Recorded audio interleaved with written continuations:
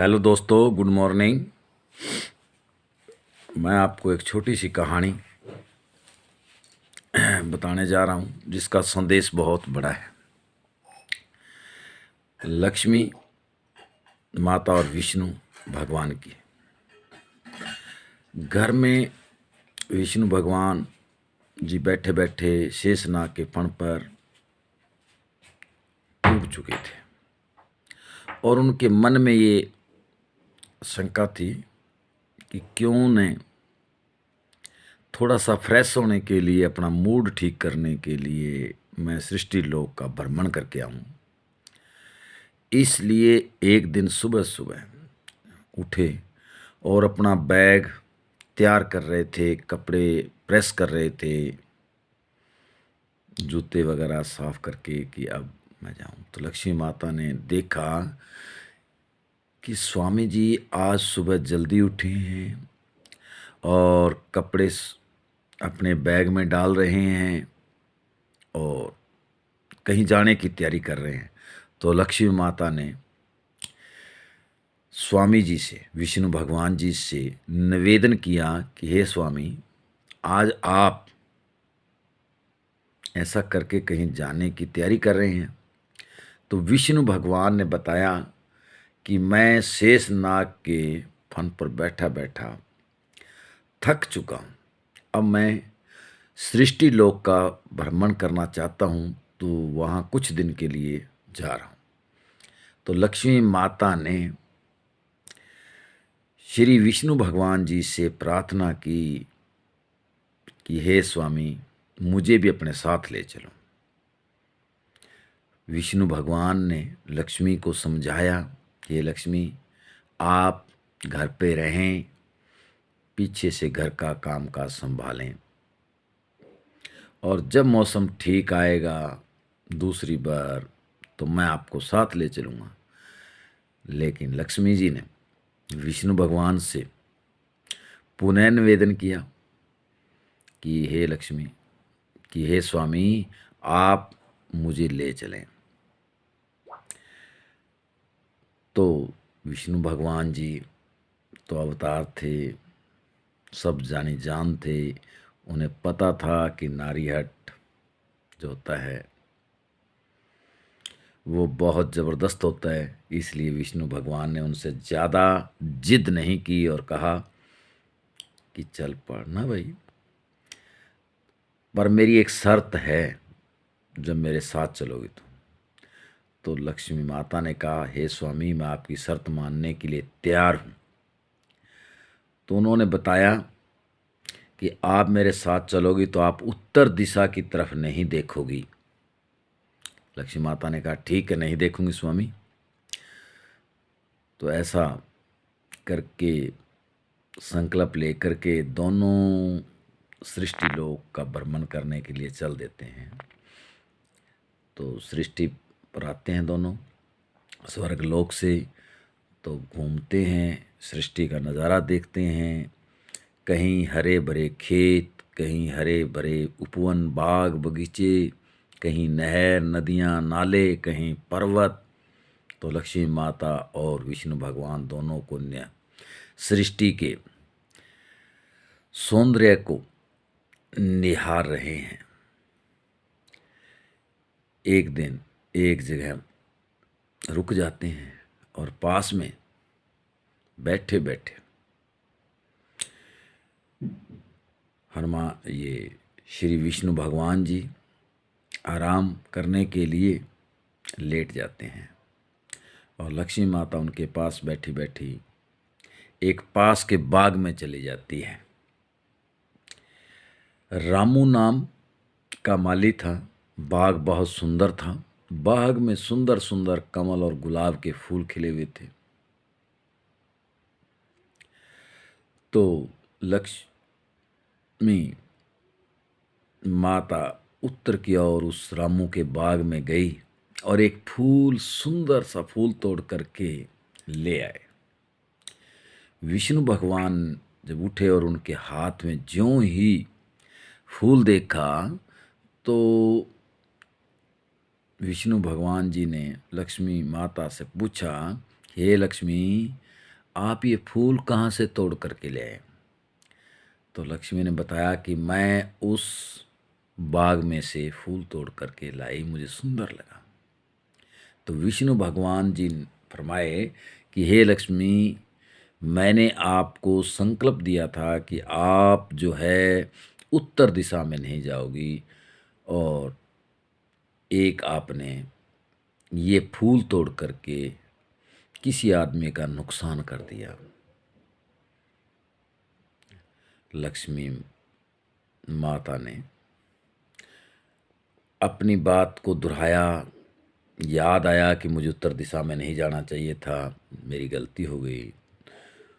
तो उन्होंने विष्णु भगवान से निवेदन किया कि हे भगवान, मुझसे गलती हो गई, मुझे उत्तर दिशा में नहीं जाना चाहिए था, और मैंने जो फूल तोड़ा है ये भी किसी का नुकसान हुआ है, ये भी मेरी गलती है।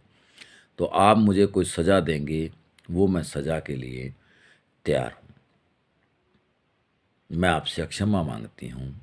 तो विष्णु भगवान ने लक्ष्मी से कहा कि हे लक्ष्मी, अक्षमा नहीं, सज़ा मिलेगी। तो लक्ष्मी माता ने कहा कि मैं सज़ा लेने के लिए तैयार हूँ, स्वीकार है मुझे। तो विष्णु भगवान ने कहा कि हे लक्ष्मी, आप 2 वर्ष तक इस सृष्टि लोक में रहोगी, और 2 वर्ष पूरे होते ही मैं आपको लेने आ जाऊंगा। तो लक्ष्मी माता ने ये शर्त विष्णु भगवान जी की स्वीकार की, और विष्णु भगवान तो स्वर्ग लोक में वापस आ जाते हैं, और लक्ष्मी माता वहीं सृष्टि लोक में रह जाते हैं। तो 2 साल का समय व्यतीत करने के लिए लक्ष्मी माता ने एक छोटी सी लड़की का रूप धारण कर लिया, 15 साल की लड़की के रूप में, और वो जहाँ से फूल तोड़ा था उसी माली के खेत में चली जाती हैं। तो माली रामू जो था वो अपनी झोंपड़पट्टी में बैठा था। तो लड़की के रूप में जाकर लक्ष्मी ने प्रार्थना की कि हे माली, मैं गरीब कन्या हूँ और मेरे पास कुछ भी नहीं है, और मैं आपके पास कुछ समय के लिए ठहरना चाहती हूँ। तो रामू के 4 लड़कियां थी। तो रामू ने सोचा कि जहाँ 4 है वहाँ 5वीं ठीक है, रह लो, पर मेरे पास तो इतना खाने पीने रहने की व्यवस्था नहीं है, गरीबी में ही हमारा जीवन व्यतीत होता है। तो आप यदि यहाँ रहना स्वीकार करती हो तो रहो। तो उसने कहा कि अंकल जी, मैं आपके पास रह सकती हूँ। तो लक्ष्मी रूपी कन्या उस माली के पास, रामू के पास रहना शुरू करती है।